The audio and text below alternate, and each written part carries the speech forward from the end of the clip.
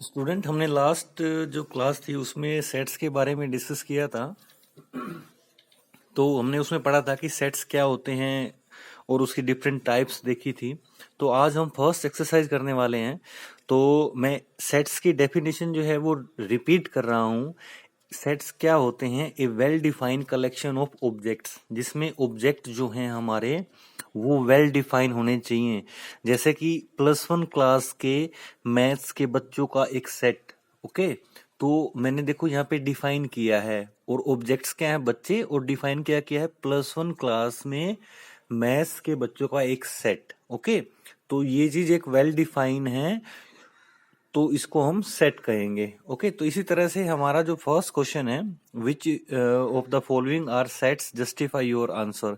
इसमें हमें बताना है कि क्या ये सेट्स हैं या नहीं है। तो सबसे पहले क्या है? The collection of all prime numbers. देखो, प्राइम नंबर्स जो हैं, हमें पता है ना कि प्राइम नंबर्स कौन से होते हैं। तो ये कलेक्शन जो है ये एक वेल डिफाइन है, तो उनका एक सेट हम पॉसिबल है बना सकते हैं। सेकंड क्या है? The collection of good hockey player in India.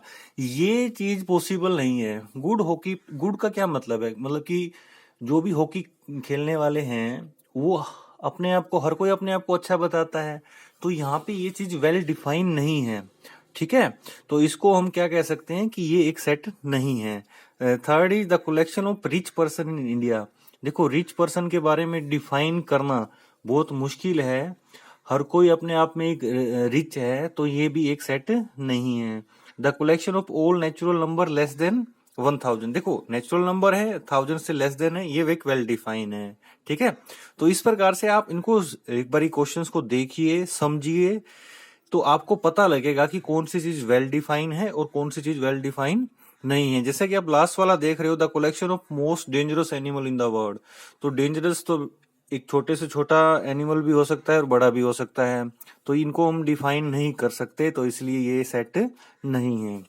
ठीक है, अब उसके बाद हमने जो लास्ट क्लास में किया था, दो टाइप्स की थी सेट्स की। तो सेट बिल्डर फॉर्म होती है, एक रोस्टर फॉर्म होती है।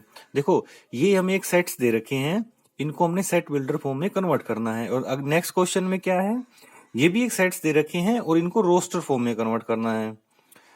ठीक है, तो हम इसको कैसे करेंगे? तो करने से पहले मैंने सोल्व किया है। देखिए, पहला क्वेश्चन आप देख रहे हैं 2 4 6 8। देखिए, ये एक सेट, ये है हमारा 2 4 6 8। तो इसका जो सेट बिल्डर फॉर्म बनेगा, हम कैसे लिखेंगे? x is equal to 2n and n belongs to natural number. देखो, x is equal to 2n, जब हम n को 1 पुट करेंगे तो x की वैल्यू क्या आएगी? 2। ठीक है, जब n को 2 पुट करेंगे यहाँ पे, तो 2 इंटू 2 क्या हो जाएगा? 4। जब n को 3 पुट करेंगे तो 2 इंटू 3 क्या हो जाएगा? 6। तो हमारा ये सेट बनता जाएगा 2 4 6 8। आगे की जो सारी वैल्यूज हैं वो आती जाएंगी, ये सारी इवन वैल्यूज है। देखो, 2 4 6 8 था ना, सारी इवन वैल्यूज है, तो हमें सारी इवन वैल्यू ही चाहिए। तो इसलिए हमने n को किससे मल्टीप्लाई कर दिया? 2 से, और n किससे बिलोंग करवा दिया? नेचुरल नंबर से। ठीक है, तो ये हमारी ये जो फॉर्म है ना, ये वाली जो फॉर्म हमने ऊपर लिखी है, ये एक सेट बिल्डर फॉर्म बन गई हमारी। इससे, क्योंकि हम जैसे जैसे n की वैल्यू पुट करते जाएंगे, वैसे वैसे सेट की वैल्यू आती जाएगी, 2 4 6 8 10 इस तरह से। ठीक है, तो ये सेट बिल्डर फॉर्म होगी। एक सेकंड पार्ट करते हैं। इसमें देखो, ये दे रखा है 6 10 14 18। इसको भी हमने सेट बिल्डर फॉर्म में कन्वर्ट करना है। तो क्या करेंगे?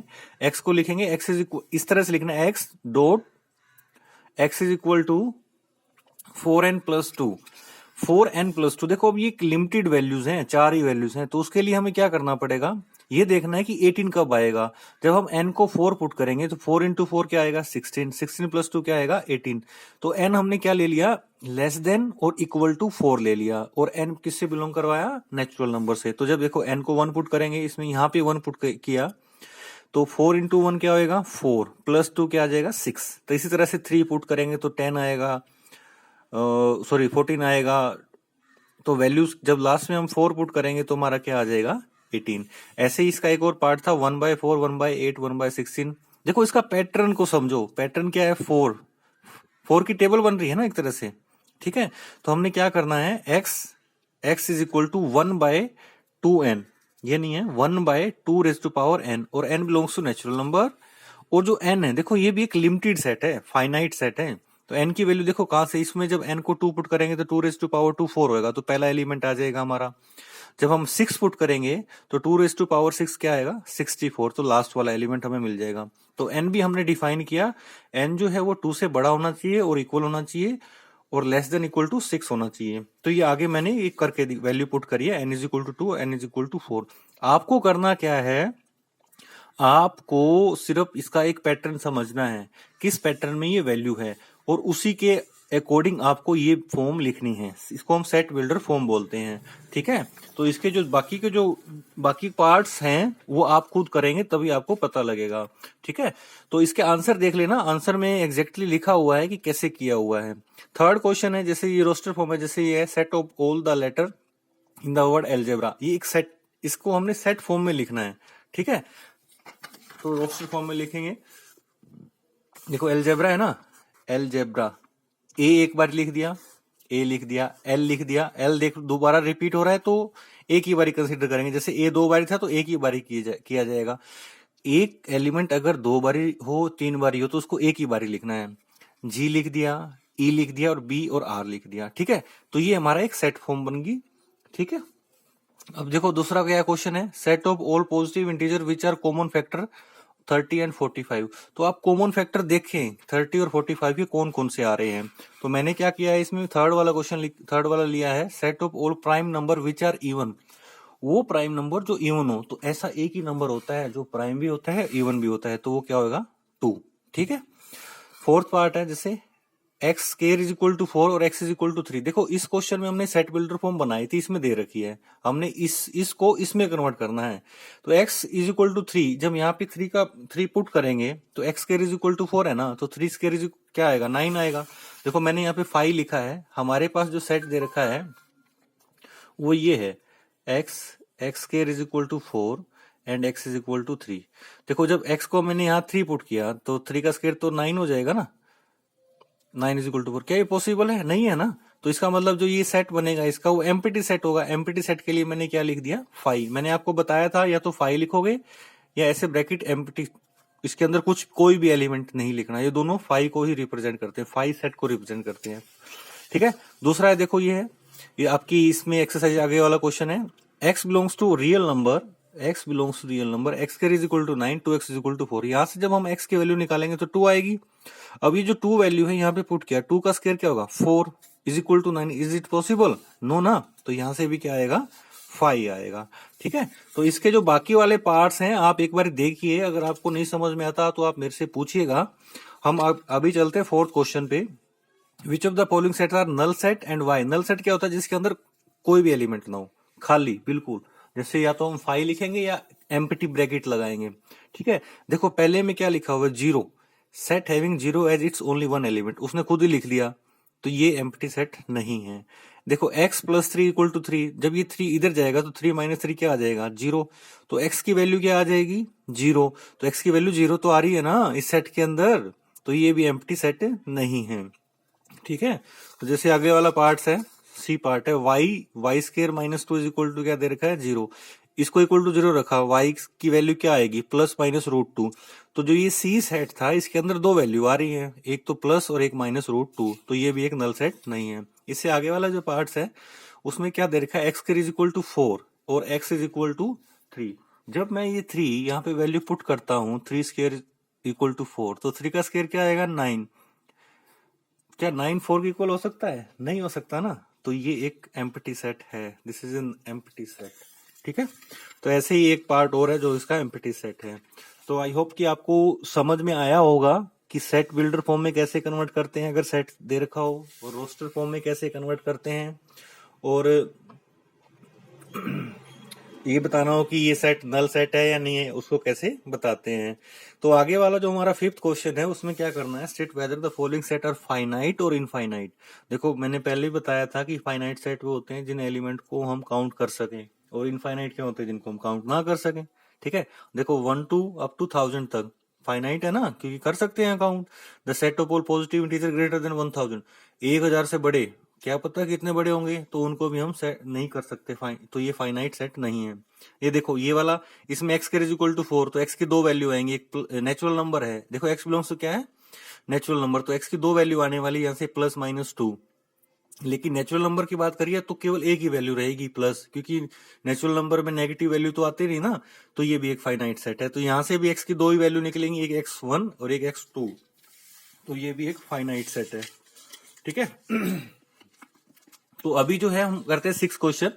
द फॉलोइंग ये सेट्स दे रखे हैं, ये बताने कि ये इक्वल है या नहीं है। देखो इसके अंदर पहले सेट के अंदर कितने एलिमेंट है, 4 8 12 16। इसके अंदर 4 है 8 है 16 भी है, लेकिन 12 नहीं है, तो ये सेट इक्वल नहीं है। ठीक है। x is a positive even integer less than 10 और इक्वल टू 10। इधर क्या है 2 4 6 8 10। ये देखो ये भी इवन नंबर है और यहाँ पे भी उसने यही बोला है कि 10 से लेस देन होने चाहिए और इवन नंबर होने चाहिए, तो सारे वही यही वाले एलिमेंट इसके अंदर आएंगे, तो ये भी एक इक्वल सेट है। x -5, तो यहां से x की वैल्यू क्या आएगी 5। जब यहां से हम सोल्व करेंगे, देखो इसने क्या बोला, positive integral root, positive root जब इसके फैक्टर करेंगे तो x की दो वैल्यू आएंगी। x की जब दो वैल्यू आएंगी तो हम क्या देखते हैं इसके अंदर कि एक पॉजिटिव और एक नेगेटिव, तो यहाँ पे केवल पॉजिटिव वैल्यू है, तो यहाँ ये दो इसकी जो वैल्यू आएगी वो हम देखेंगे क्या वो 5 आती है। अगर आती है तो इक्वल है, अगर नेगेटिव वाली आती है तो नेगेटिव वाली हमने कंसीडर ही नहीं करनी। ठीक है। तो जैसा कि मैं आंसर में देख पा रहा हूं, देखो 6 क्वेश्चन का थर्ड पार्ट है तो वो इक्वल है, ये वाला पार्ट, तो ये इक्वल सेट होगा। तो ऐसे ही आप ये वाला कर लेना। ये जो लास्ट वाला पार्ट है मैं बता देता हूं, ये मोड ऑफ एक्स है, इसका मतलब रहता है कि इसकी दो वैल्यू है लेस देन 2। तो यहाँ पे क्या रहेगा, इसमें हमारी बहुत सारी वैल्यूज आएंगी, जीरो भी आएगी, क्योंकि लेस देन 2 का मतलब क्या होता है, तो 2 से छोटे वाले प्लस माइनस में। तो ये दोनों सेट इक्वल नहीं होने वाले, क्योंकि यहाँ पे x जो बिलोंग कर रहा है वो इंटीजर्स को बिलोंग कर रहा है, तो यहाँ पे 2 से छोटा 1 होगा, फिर 0 होगा, फिर -1 होगा। ठीक है। तो लेकिन यहाँ पे तो -1 और 1 ही आ रहा है ना, तो ये जो दोनों हैं ये सेट जो है वो इक्वल नहीं है, क्योंकि यहाँ पे मोड ऑफ एक्स है, इसको मॉडुलस का साइन बोलते हैं, क्योंकि आपके लिए नया है, 10th क्लास में आपने नहीं पढ़ा था।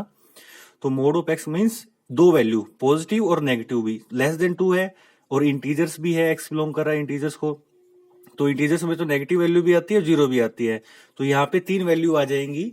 मैं आपको लिख के भी बता देता हूं, यहाँ पे जो लिखा हुआ है वो ये है, mode of x is less than 2, तो यहाँ पे -1 0 और 1 ये वैल्यू आएंगी। ठीक है, लेस देन उसमें तो इसमें ये तो 3 वैल्यू ये आ गई, -1 0 1, और यहाँ पे क्या आ रहा है -1 और 1, तो ये दोनों सेट इक्वल नहीं है। देखो ये कैसे लिखना है आपको कि ये सेट इक्वल है या नहीं है। पहला सेट ए, ये इक्वल टू का साइन, ये बी, और इसके बीच में ये लाइन लगा देनी, इसका मतलब है कि इक्वल नहीं है। अगर ये लाइन नहीं लगाएंगे तो इसका मतलब है इक्वल है। Which of the following, 7th question देखते हैं, which of the following sets are equal sets. देखो इसमें ए बी सी है, इसमें ए 2 बार आ रहा है लेकिन बी और सी है, इसमें भी ए है, बी 2 बार आ रहा है, सी है, इसमें देखो सी 3 बार आ रहा है। कोई बात नहीं, अगर कोई भी एलिमेंट कितनी बार आए उसको कंसीडर एक ही बार किया जाता है। तो ये जो पहले वाला है ना, पहले वाले में सारे इक्वल हैं। ठीक है। जो सेकंड वाला है इसमें देखो 1 2 3 आ रहा है, इसमें एक्स स्क्वायर है, ये क्वाड्रेटिक इक्वेशन है, तो इसमें केवल एक्स की दो ही वैल्यू आएंगी, तो इधर 3 है, तो ये इसके तो इक्वल होने से रहा 3 2 1, ये दोनों इक्वल है। और ये जो क्यूब वाला है इसको जब सोल्व करेंगे इसकी 3 वैल्यू निकलेंगी, वो हम चेक करेंगे कि क्या वो 1 2 3 ही आती हैं, अगर आती हैं तो इक्वल है, अगर नहीं आती हैं तो इक्वल नहीं है। ओके, तो ये हमारी फर्स्ट एक्सरसाइज थी। तो आप इस एक्सरसाइज को कीजिए, अगर आपको किसी भी क्वेश्चन में कोई भी डाउट है तो आप मुझे बताइए, मैं उस क्वेश्चन को सोल्व करूंगा और आपकी प्रॉब्लम को सोल्व किया जाएगा। तो आज के लिए इतना ही। नेक्स्ट टाइम है हम सेकंड एक्सरसाइज के बारे में डिस्कस करेंगे, जिसका जो टॉपिक का नाम है वो क्या है, सबसेट। ओके।